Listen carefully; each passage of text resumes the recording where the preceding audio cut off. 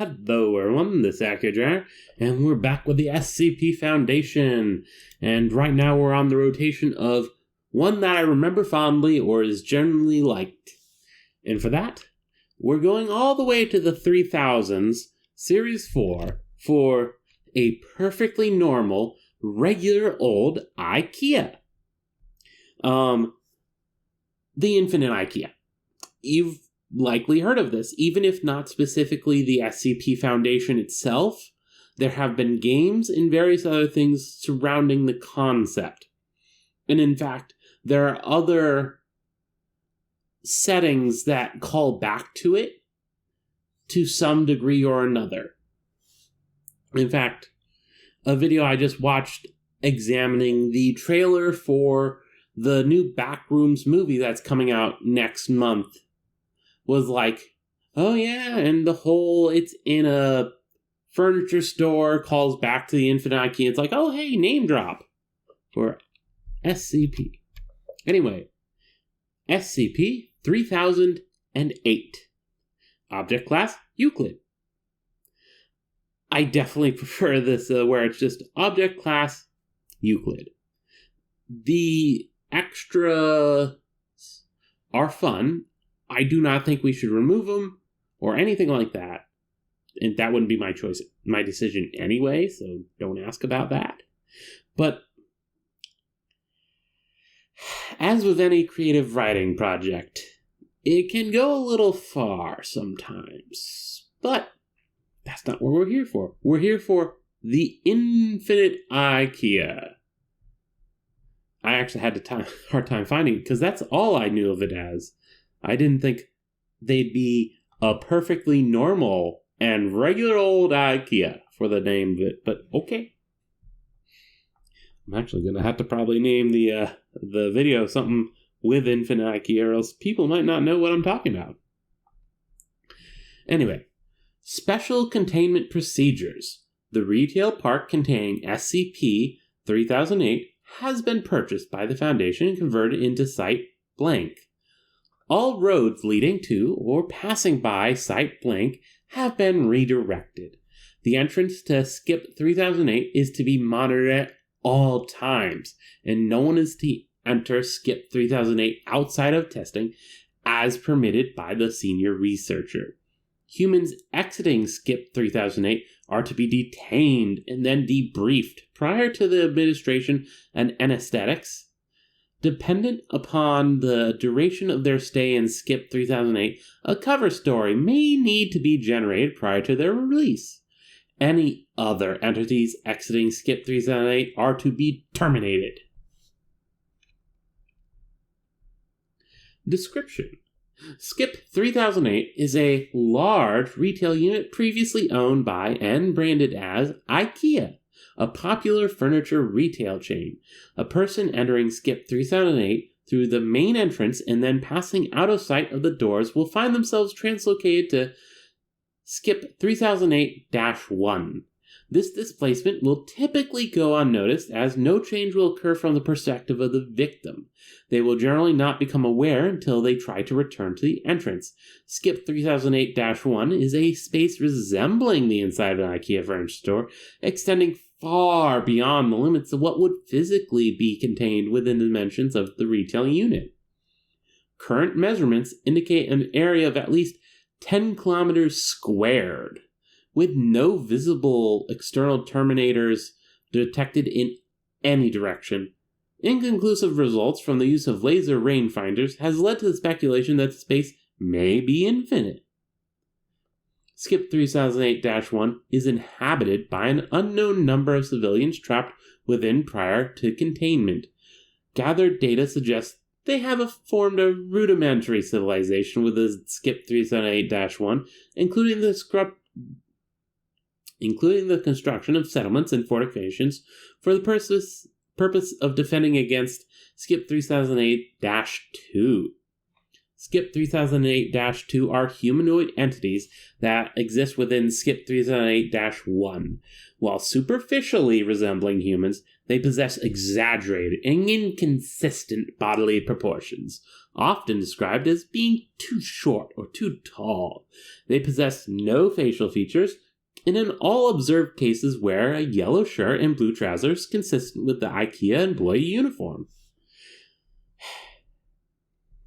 SCP 3008-1 has a rudimentary day-night cycle, determined by the overhead lighting within the space activating and deactivating at time consistent with the opening and closing times of the original retail store.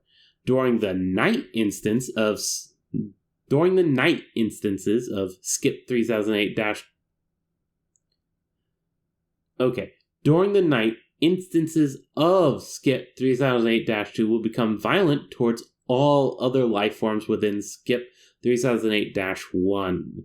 During these bouts of violence, they have been heard to vocalize phrases in English that are typically variations of "The store is now closed, please exit the building."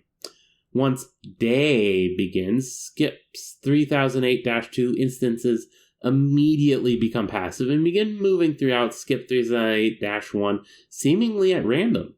They are unresponsive to questioning or other verbal cues in this state, though will react violently if attacked.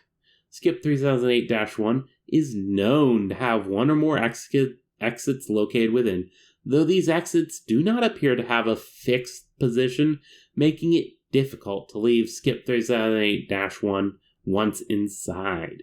Using any other door besides the main entrance to enter the structure or breaking through the walls of the retail unit lead into the non-anomalous interior of the original store.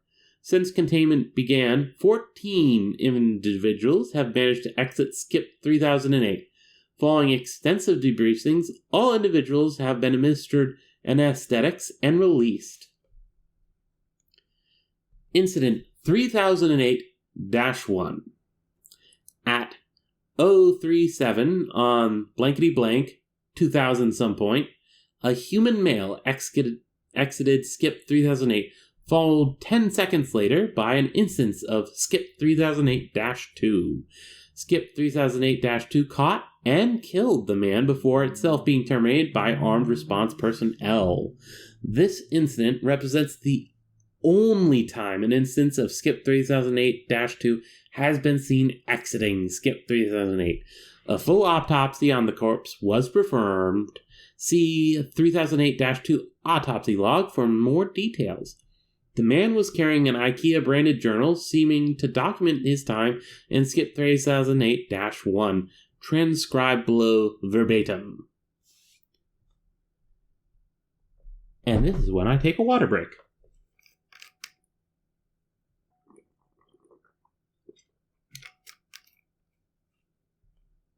Because once again, everything is hidden behind a big old wall, a big old fold out. So, I'm writing this document. What I can only assume is my sudden descent into insanity. I can't possibly be that bad a navigator, and yet as I write this, I've been trapped in IKEA for 2 days. I haven't seen another person the entire time I've been here. I thought it was a prank at first. Turn the place in a maze, get all the people out, and see how long it takes me to get lost. Then everyone has a good old laugh. Realized that wasn't the case when I tried to backtrack. Everything had changed, so I ended up lost. Instead of the exit, it was just row after row of bookcases.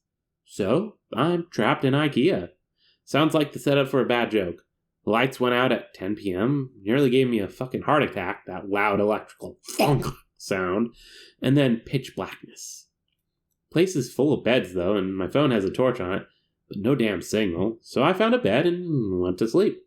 Spent most of the next day trying to find my way out, and no luck. Did find a restaurant serving those meatballs, though, so at least I won't starve. That's probably the punchline to the joke. Anyway, they were still warm and fresh, but I haven't seen anyone around who could have cooked them. Made my way to the beds before the lights cut out again, since it's too dark to search for them off. It's 9:10 a.m. now, and the lights came back on a little while ago. I'm sure I've searched the entire area around where I came in now, and the exit obviously isn't here. So I'm going to pick a direction and hope for the best.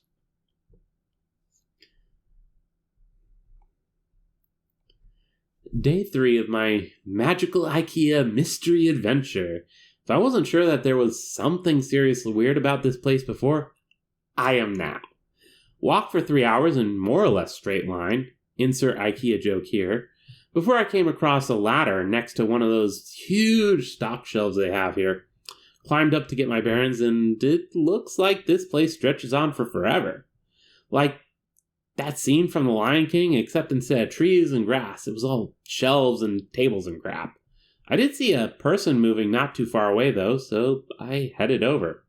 Though thought it was a staff member at first. It was wearing the uniform.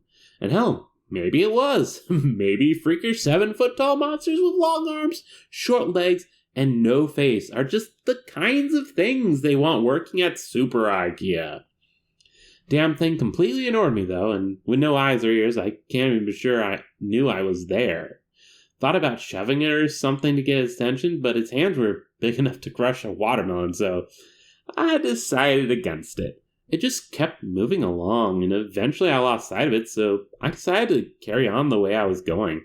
Anyway, no comfy bed for me tonight. Looks like I've entered the improbably hard and pointy table section of the store, though I'll have to make do with some bunched up tablecloths. Phone battery died during the day too. Didn't work anyway, but I feel like I've just lost some vital lifeline.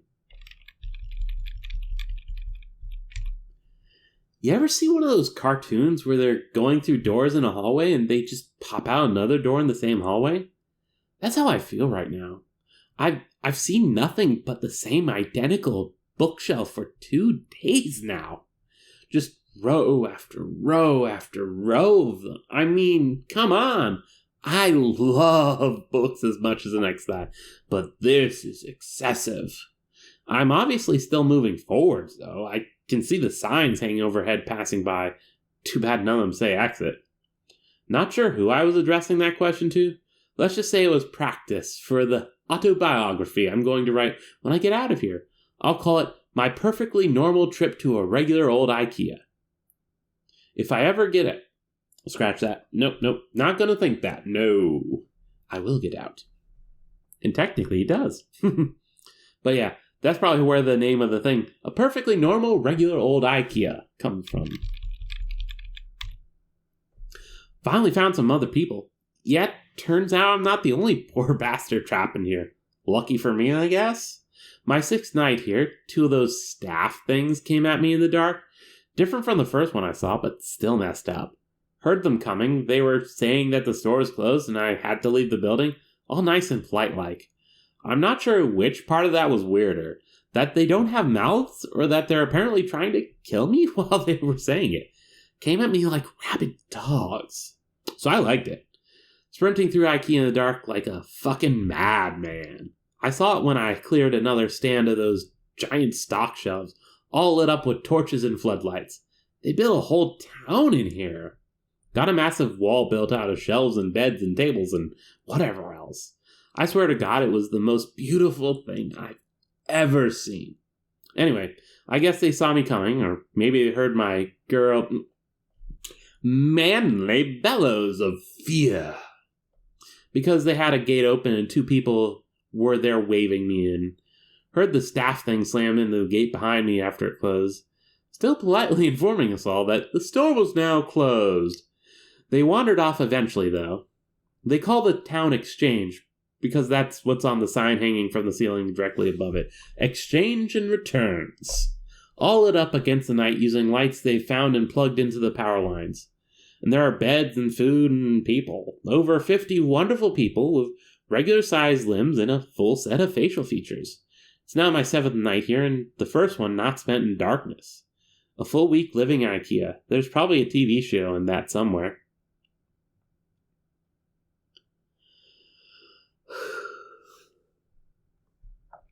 Yeah, the whole building towns and stuff in there is like the games that are based on the Infinite IKEA. Most of them tend to go in survival, crafting survival, kind of like Minecraft, except you're in IKEA and you're building out of stuff from IKEA. I think it's pretty cool. Some of the art I've seen for it based on these stories. Wonderful. It just like so dystopian. Like you're in a giant warehouse of goods and it's like you can't get out. And it's just like you've built what you can with what you have. And it's just like there's nothing else. Now that I'm around other people, I'm starting to feel more normal. Maybe normal isn't the word, but after a week with only the sound of my own footsteps for company, I was becoming increasingly sure I'd just gone nuts. That I was tied up in some padded room somewhere, banging my head against the wall, but no, I feel quite sane now. Thank you very much. Apparently there are other towns out there. Some with more people, some with less. I found that fairly mind-boggling. How can that many people go missing with no one noticing? Surely someone would have noticed that everyone who goes to IKEA seems to fucking vanish. Or maybe it's not everyone. Maybe we're just the lucky ones? The people here just call those staff monster things the staff. Apparently they are fine during the day, minding their own business, walking the aisles. As soon as those lights go out, though, they go fucking bonkers. So during the day, people go out to find food, water, or whatever else needed. Apparently, there are restaurants and shops around that randomly get restocked. No one knows how. Maybe the staff do it. Apparently, they aren't very good at their jobs, though, because the restocking sometimes takes a while, which means the food needs to be rationed. Maybe if they weren't so busy chasing people around in the dark, they'd get more done.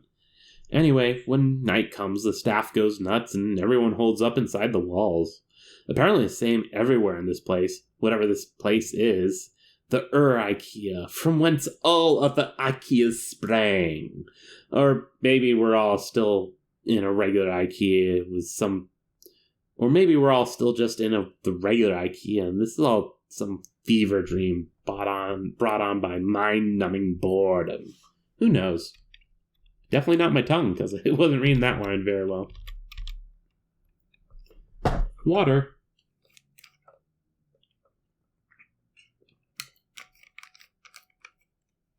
There must be water all over the place. Probably fountains to drink from. I've been here for 10 days now. Most people I asked said they stopped keeping track a long time ago, and one guy, Chris, said he'd been here for years. Years.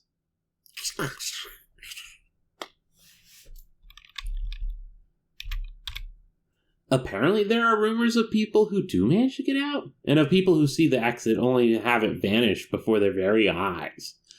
I get the feeling not everyone believes that, but I do. It explains how we got stuck in here in the first place, sort of. And, I mean, come on. Staff monsters? Row after endless row of high-quality Swedish furniture. I don't know why they would find a disappearing door so hard to believe. Anyway, I went out scavenging for food at a nearby shop with Sandra and Jerry today. Once you learn the landmarks of the place, it's not so hard to navigate.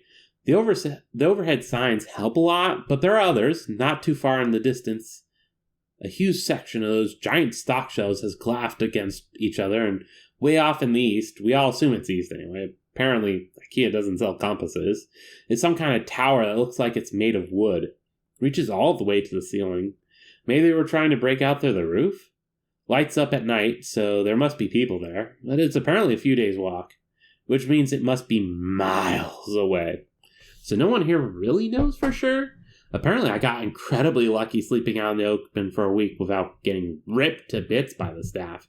That's me. Lucky, lucky, lucky. We found some food in the shop. Guess the staff restocked during the night, which was nice of them. There was a telephone on the wall, so I figured I'd give it a try. There was a voice on the other end, but they were just talking nonsense? Random words strung together with no real meaning.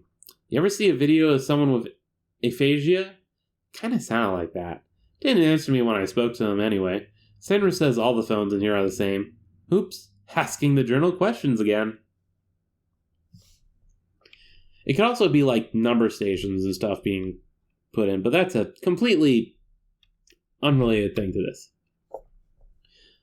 I was thinking last night, The ceiling on this place is pretty high, and as far as anyone can tell, it goes on forever. Shouldn't there be some kind of weather in here? I'm sure I read about some NASA building that was so big it had its own weather patterns, with clouds and stuff. This place is definitely bigger than that, but now that I think about it, I'm pretty sure I've never seen so much as a temperature change in here.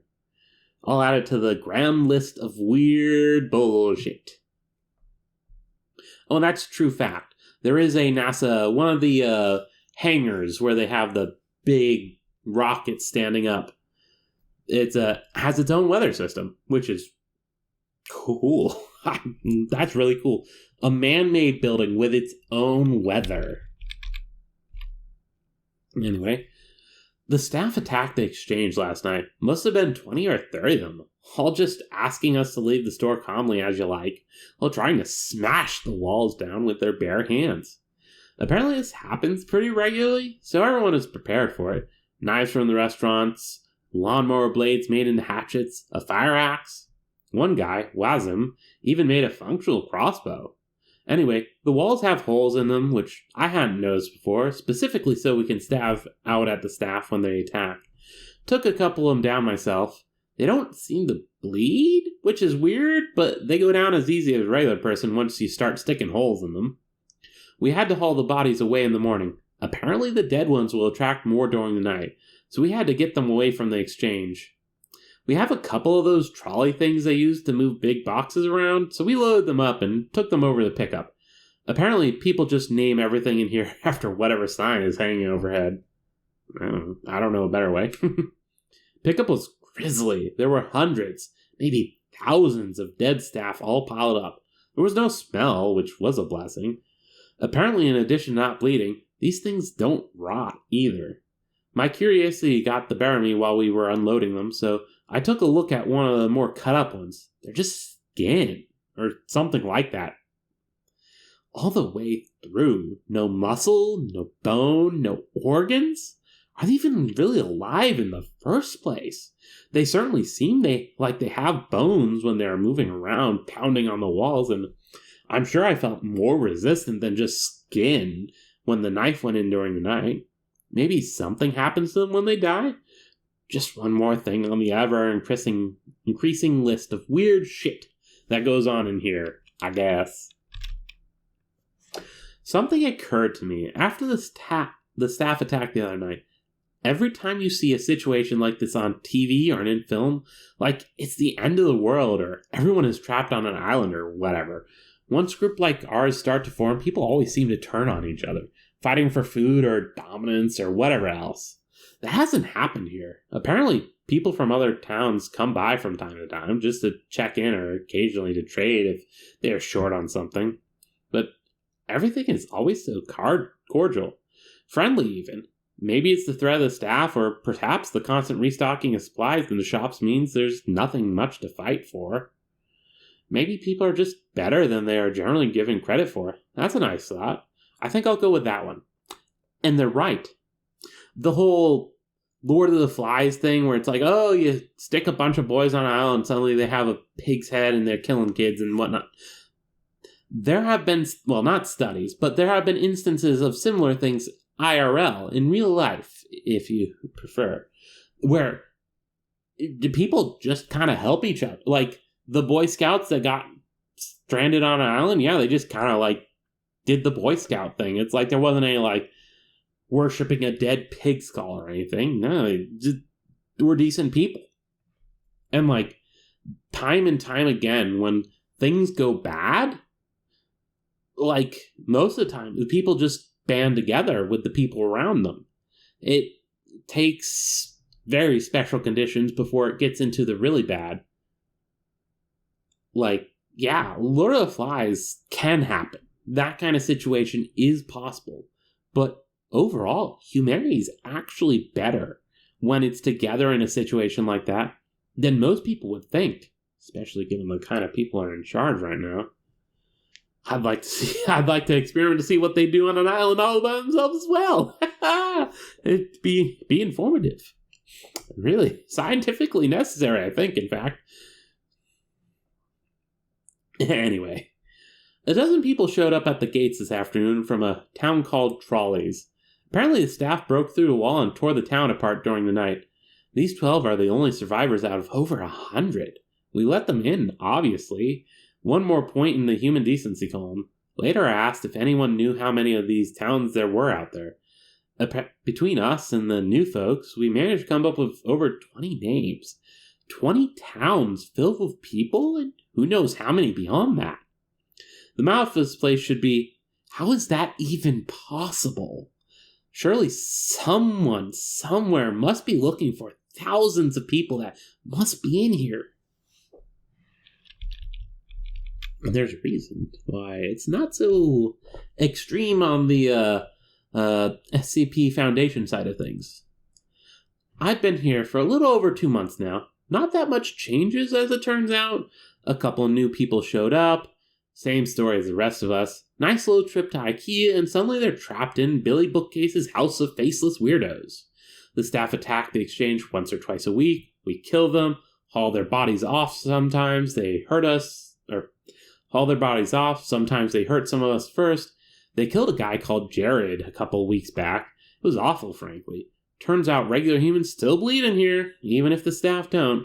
We tried our best, but none of us are doctors. Jared was a good guy. He deserved better. We all do. Occurred to me a couple days after that, none of us were really looking for a way out of here. I don't even know where we'd start. One of those quadcopter things with a camera attached buzzed past exchange day. I thought it meant that someone was finally looking for us, that help was on the way. Apparently it's not the first time this happened, though. Same thing happened a few months ago, and everyone's still here. No idea if it saw us. It didn't stop if it did. It just kept flying until we could no longer see it. Note: based on recovery time of the journal, this entry appears to line up approximately with our first successful test piloting of a drone inside SCP 3008-1. Analysis of footage shows a walled settlement under a sign labeled Exchange and Returns. Attempts to relocate the settlement failed. Origins of previously sighted drones is unknown. So yeah, the journal just noted they saw a drone. It has happened before. The drone that the person writing the journal said was the one the SCP Foundation put in. Previous drones were not them, or were not this instance of the SCP Foundation. Which we're about to find out what I mean. I started talking to people about the stuff they missed from home during dinner today. Probably not the best idea I've ever had. Everyone seems pretty down after. A bunch of people here have families, husbands and wives, kids, dogs. Franklin apparently has a pet llama, though I'm not sure I buy that. But apparently some of the people here have some odd gaps in their knowledge. 3 of them have never heard of the International Space Station. 2 of them seem to think Blankety Blank was the Prime Minister. One of them had apparently never heard of the Statue of Liberty? I believe them too. They seem just as confused as the rest of us. The more I thought about it, though, the more it starts to explain a few things. What if the reason no one is looking for all us missing people is because we haven't all come from the same place? This is going to sound weird. Maybe that should be the motto for this place. But what if all the people here have come from different dimensions, realities, whatever you call it? I've seen enough TV shows to know the drill.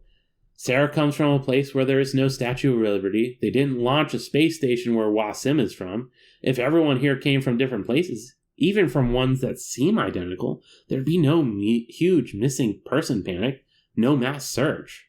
We'd just be a blip, a single missing person in a world of non-stop news. Well, that was a fun train of thought. But yeah, that's the basic idea. This is the Infinite IKEA, and it connects to all dimensions. So the drone that came before the drone this SCP Foundation put in could very well be from the SCP Foundation from over there. You know, fun stuff like that.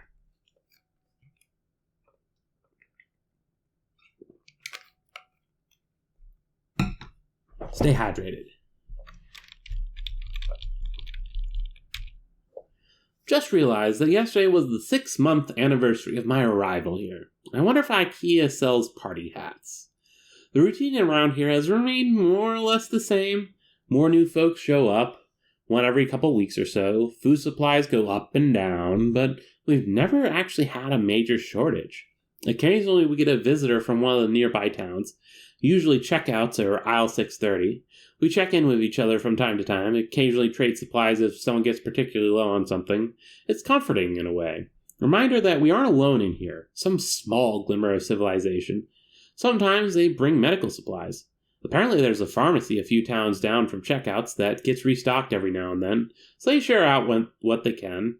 I've never heard of an IKEA with a pharmacy before, but at this point, I wouldn't be surprised if someone stumbled on an IKEA organ harvesting lab. Would certainly explain the staff. Speaking of our faceless jailers, their attacks have been getting worse lately, 3 or 4 times a week now, with twice as many staff as they're used to. No idea where they all came from or why the attacks have increased. We tried following one of them during the day a few weeks ago, me and Sarah.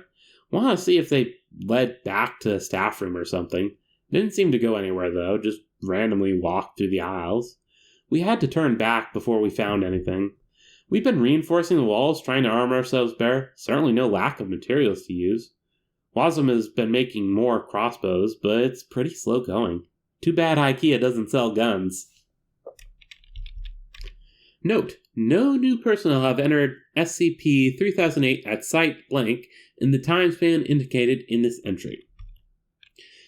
Basically, that's just confirming that while there are new people coming in, they aren't coming from the IKEA that the SCP Foundation has gone and quarantined.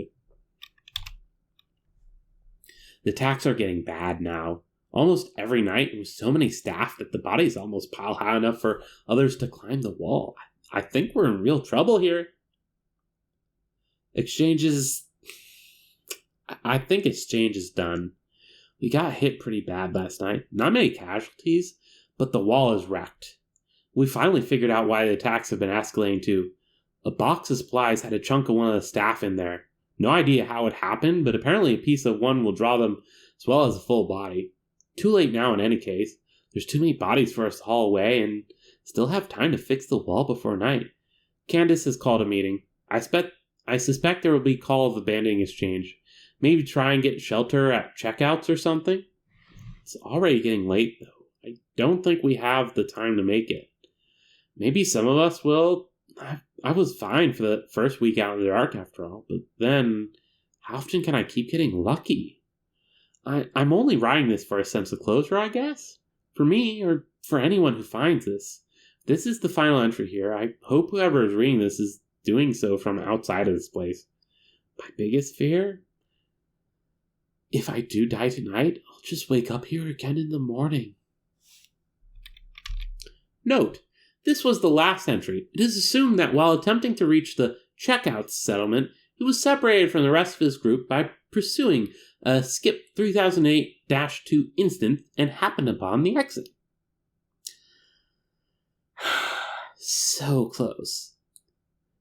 Though, with the whole interdimensional nonsense going on, you can't even be sure that he's actually from the dimension that the SCP Foundation found this journal at.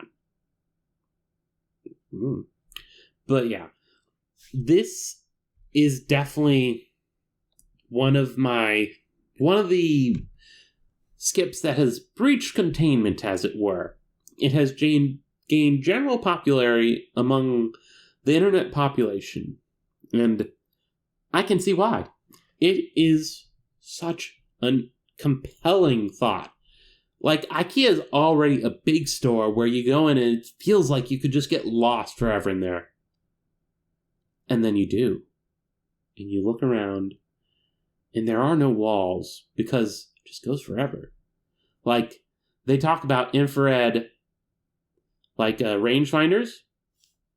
Well, even if it's only every once in a while, clearly there are things that, go to the ceiling. There's that one structure that people made or whatever, and it's maybe there are just areas where the shelvings go to the ceiling. It's you're very limited in what you can actually determine.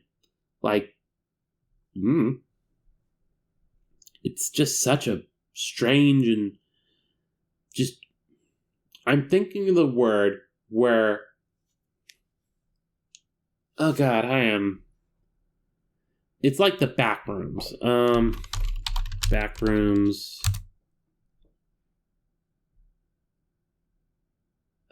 Goodness gracious. I am uncanny valley of a place. No, that's not what I'm looking for. It's the, liminal space.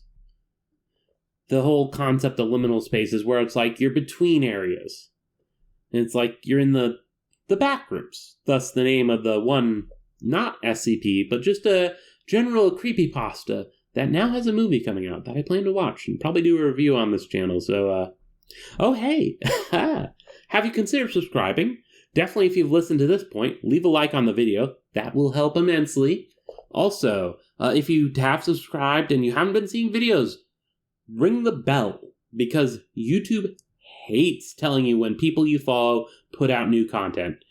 I don't know why. Seems kind of stupid to me, but I'm not the multi-million, possibly billionaire company that is YouTube and the company that owns it, which I think definitely is a billionaire company. Anyway, this has been Akhier, and I'm signing off.